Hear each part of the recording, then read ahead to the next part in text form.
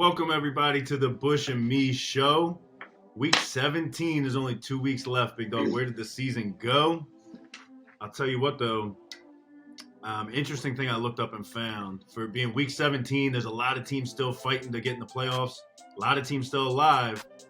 But 12 of the 16 games this weekend in week 17 have a quarterback that didn't start week 1. There's a lot, and a lot of them are it's their first time starting this week. I mean, you got the Raiders, you got Washington going back to the Wentz. Yeah. There's a lot of changes out there, a lot of injury too. So a lot, man. Like you were saying, a lot of change at the quarterback position. We're going to see it in a huge matchup this week: Dolphins and Patriots. Tua goes out for the second or third with an asterisk time this year to have a concussion, so you got to worry about him a little bit. And I think the most surprising one is the Derek Carr. With where he was last season and what his expectations were for this year, I'm extremely surprised at that. But I understand the move. Yep, that was kind of shocking to me too. Like we said, Washington went back to Wentz, took Heineke down. The 4 games that have their original starters from week 1 in are some interesting matchups. You got the Vikings and the Packers, both still alive. The Bills and the Bengals on Monday night is going to be a great game. Bears and the Lions, I guess the Lions are still alive. And Broncos and Chiefs, that one's questionable because you don't know if the new guy is going to start Russell or sit him. But some good games out there. Let's start with the picks. You lead us off. Which one of your former teams do you want to start with? I'm going to start with. Man, we're going to go to Detroit, man. The Bears are going into Detroit. I didn't know this, but the Bears have lost the last 8 straight games. And, man, the Lions, I'm really kind of expecting these guys to kind of bounce back from last week. Carolina put it on them pretty good. You did call that. And a good call that was, because I thought they might have had a chance, but they're fighting, man. They're fighting for that last late potential playoff spot. Now, they're going to have to win out, and they're going to need some other teams to do some things. But if the Lions want to have any kind of playoff hopes, it really lies on their run game defense. Are they going to be able to stop Fields and this rushing attack from these 2 running backs from Chicago? Are they going to be able to stop that? Because that's really the big question mark for me this week with this team. I know the Bears have lost 8 straight. They're not fighting for anything. The Lions are going to be the more hungrier team. So I think we're going to find out what type of coaching plan or they're going to have to contain Fields, because I really think that's going to be their biggest obstacle this week. Last week he got contained pretty decent as well. So, the NFL is a copycat league, so I'm pretty sure they'll be stealing some of those ways and tendencies that they were able to kind of slow Fields down last week. But Bears and Lions. Lions are favored by 6. Just like last week, I think the Bears are going to be in it for a while, but the Lions are going to get the upper hand. They got to run away with this one if they want to have any opportunity to get to this postseason. I'm going with the Lions with the points. I like it. That one was almost on my list. I like the Lions. Like you said, they lost last week, but have to recapture that momentum up there with Dan Campbell. My first game, I actually hate this game, but my numbers say to take it. So you got to ride with it. It's the Bucs against the Panthers. Bucs have not looked great. I think Tom Brady's like 2-14 against the spread his last 16. Excuse me. But I've had a good read on this Panthers team the last 3 weeks. 4 weeks ago, I had the Seahawks. I had them beating the Seahawks in Seattle, and they did that. 2 weeks ago, I had them losing to the Steelers, and they lost that. Last week, I had them beating the Lions, which they did. And then this week, I got them losing again, man. I think the Bucs are going to pull this one out in a low-scoring game. Total's at 40.5. So that's going to play into what they need to do to win this game. Bucs have been winning close, low-scoring games to keep them in this first-place hunt. The one thing that worries me, left tackle Wells did get hurt, so he's going to be out. You already have Jensen down. So the Panthers might be able to get some pass rush there.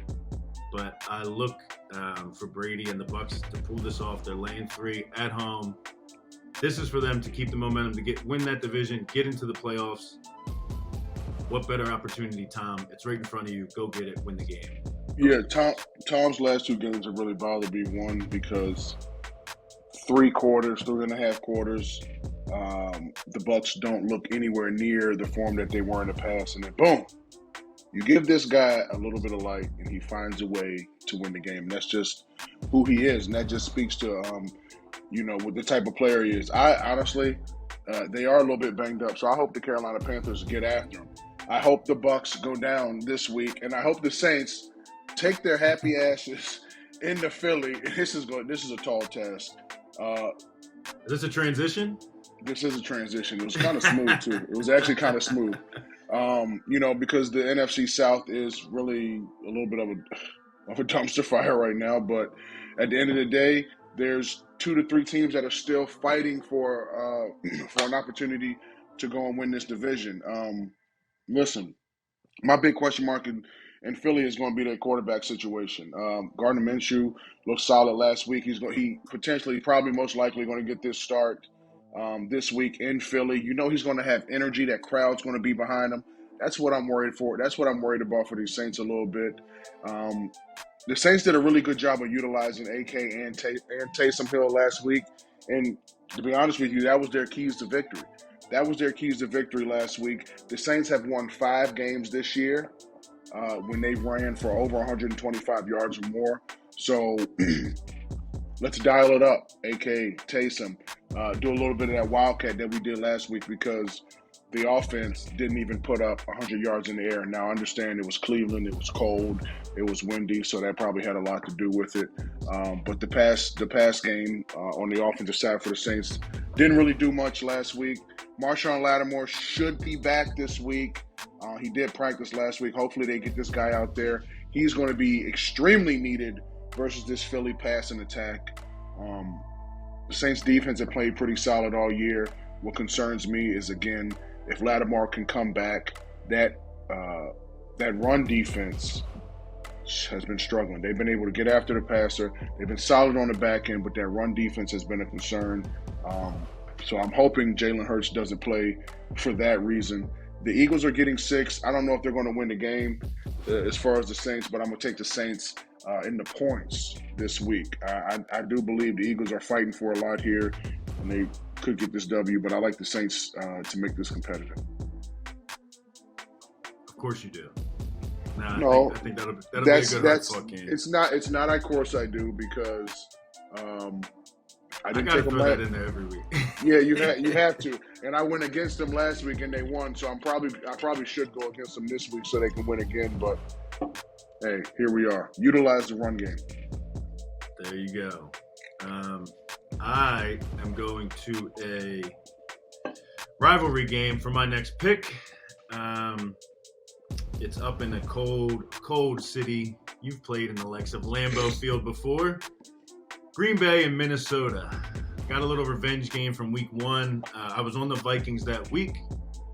Now I'm hopping on the Packers train. They're laying 3.5 here, so it's a hook over the field goal, which is going to make people like the Vikings here. I think they're baiting you to take the Vikings. The Vikings are fakes. I've been saying it all year, and I've been winning money against them. They did cover some close ones against me, but the past couple of weeks I've been winning money against them. They're the luckiest team in the NFL. They've had more lucky plays. I didn't know that was a statistic, but it's a real thing. They've won more one-score games than anybody out there. You saw the Colts game when they came back 2 weeks ago. They kicked the game-winning field goal at the end of the game against the Giants. So a play against the Vikings here, but not only that, a play on the Packers, which a couple weeks ago I never thought I would say the rest of the season. But they're coming on 3 straight wins after a 7-point loss against the Eagles in a hard-fought game there. They've won 3 in a row. They haven't allowed more than 20 points over that stretch. And not only that, I had the Dolphins in that Christmas Day game. I had the over. Both of them lost over at Me's Money Moves. It was a tough game. But Aaron Rodgers looked really good. I don't know if you watched that game. But he put some balls where I haven't seen Aaron Rodgers put balls in a couple years. Over the shoulder. Easy now. He's looking good. He's looking good, and I like him at home in this spot. I think they win this game by double digits. I'm going to call it right now. That first Packers by double digits. That first deep fly he threw to Lazard, I said, okay, that's old Aaron Rodgers. You know, he looked comfortable, he looked confident. I knew as soon as he threw it, I was like, damn, he's definitely catching And he was getting it. pressured too, so he had to do like an awkward little boom, and it was He like pop. I was like, he was getting pressured. Now my big concern in this game, what's happening with Christian Watson, right? right. The receiver. He went out last week. He went out last week, but the Packers did a great job leaning on their running backs, leaning on the tight ends. Lazard, those guys played well. I like that pick. I'm a big fan of that pick.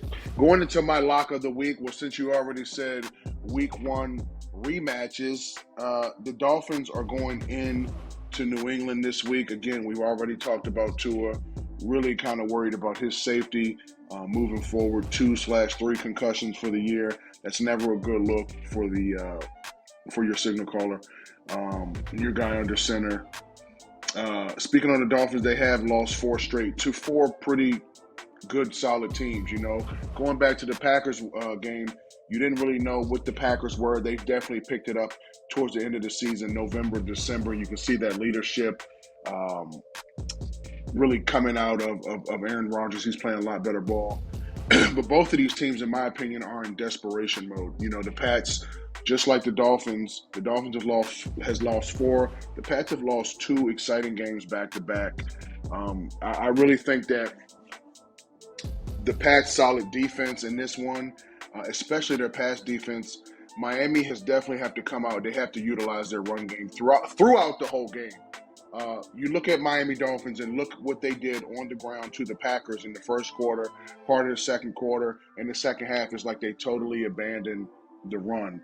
And that run game will also slow down the New England pass rush because those guys up front, Uchi and Judon, are both double-digit sacks. And as a defensive unit, they rank second in the NFL with 50 sacks, so they can get after the quarterback. So if Miami wants a chance to win this game this week, they have got to utilize the run game at a much better rate than what they've done the last couple games. And you're going to have a guy who's been hurt in Teddy Bridgewater, but he can come in, he can play, he can win you games. But the run game on offense has got to pick it up, and the defense is going to have to pick it up. But I do believe the winner of this one is the battle of the run game. Who's going to have the better run game performance will be the winner in this game. Dolphins and Patriots, this is a tough one for me. Patriots are favored by 2, and I understand why. New England is a tough place to play. I think Belichick is going to have these guys ready. I don't want to go against the Dolphins, but I feel like it's going to be a hard matchup this week. I was going to say late in December, but it's going to be January 1st. It's going to be a big matchup, man. Dolphins at Patriots. I got to take the Patriots this time. I feel like I don't know. I feel like they are just in a much better position as a team. That's how I feel about it. I love the Dolphins. Yeah. I love everything they've done this year. Like you said, you don't know what's going to happen with the quarterback spot. And the Patriots, the past 2 games, look at how they lost their last 2 games, the last 2 weeks. Yeah. The Raiders throw behind that I've never seen anything that crazy in my life. And last week, I had them over at Me's Money Moves. They made that big comeback. They had 1st and goal at the 5. They're running it in, and the fumble. Still hurts. I was carving a turkey. I didn't even see it. I saw my phone blowing up. That's tough. Yeah, they fought, man, and that's what you got to see. You know, defense, run game. That's how they're winning. And Mac Jones didn't look too bad either. He made some good throws the other day. In the second half, first half. In the second half, yes. First half, he didn't look good at all, but he figured it out a little bit in the second half. I can't believe I'm going to Patriots, but that's what I'm going to do. Don't bet with your heart, bet with your brain. My heart is telling me Dolphins. My brain is telling me Patriots. That's why you bet with your brain. No, see, all right. you bet with your brain. Because my heart belongs to one woman. We'll see if she listens to this when I say that. I don't know what that has to do with anything, but okay. we're just throwing that in there to see if she does listen. If she listens this far along, she'll say, right. "Oh, babe." I saw that. All right, for my lock, I'm on a little run on my locks here. I'm staying home in Baltimore, baby. I'm taking the Ravens. It's a big matchup this week. It's still a week. As you know, we used to have Torrey Smith on the show. Steeler week's a huge week here in Baltimore. Ravens are laying the 2.5. Now, we are banged up. I know that. But so are the Steelers. The total is 35 in this game. They think it's going to be very low scoring. I like that matchup for us to run the ball, not turn it over, and win the game. Similar to what we did against Atlanta last week in a 17-9 type game. Smash mouth, run. We just have to manage the game, not turn the ball over. Like I said, I think the Steelers pulled off that win last week at home, had to come from behind against the lowly Raiders. I just don't think the Steelers are going to be up for this one on the road. I mean, it is Raven week, so they will be up for it. For sure. But I just don't think that they're going to pull this one off. And as we said, I'm not betting with my heart here because I do go against the Ravens quite often. Yes, I think this is a great matchup spot for them. And I think they're going to bring this one home. Ravens win this game similar to, like I said, it against Atlanta. I got this one like 17-9, low scoring. Let's go Ravens at the bank. At the bank. It's going to be exciting, man. Listen, like you said, it is rivalry week. It's going to be a lot of emotions. Mike Tomlin's going to have those guys fired up. And Lamar Jackson did or did not practice so far this week. We shoot on Wednesday. Did he practice today? I don't think he did. No, he did not. I don't think he did. So that's another little question mark for me. So that's definitely something to pay attention to moving forward. Yes, sir. So there you have it. Week 17 in the books. 2 weeks left. It's going to be a fun 2 weeks. We still got bowl games going on. Yep. Bowl season over at Mee's Money Move's been a little tough. We started out slow. We made a nice run, and now we're on a cold streak again. A lot of bowl games left, though. Got my bowl lock of the week on Saturday. I'll tell it to you off air, John. Yeah, please do. I will. You, big dog, are going out under the knife. So good luck with everything. Yeah, man. Appreciate it. Just cleaning up the knee a little bit. I guess, after you play 12 years of professional football, 5 years of collegiate football, 4 years of high school football, and 2 years of middle school, it will eventually catch up to you one day. And next thing you know, you're in Where was in the fifth year? Of collegiate. Because I remember you spent a whole year not hanging out with any of us. You didn't go to class when you hurt your leg. Well, I still was a part of the team. I still went through training camp and all that. So yes, I did buy a medical year. I could have had a 6 year. Now that I sit here and think about it, but I think first round draft pick if you had a 6 year. Easy now. I'm good. I'm good where I landed. Very well. You did very well. Good luck with everything. Yeah, man. Appreciate you. It sucks, but it is what it is at the end of the day, and I'll be better after this. So I'm excited to get it over with. Change that diet because our metabolisms, as I'm finding out, slow down a lot. Can't eat what we want to, and I know you're gonna be laid up for a while. But good thing you got 8 kids to take care of you, so that'll be good. Yeah, you can't keep a player down. I'll be straight. You feel me? All right, brother. Well, good luck. Good luck with your guys' picks this week, but hopefully you jump on and follow us. We'll see you guys next week. We out.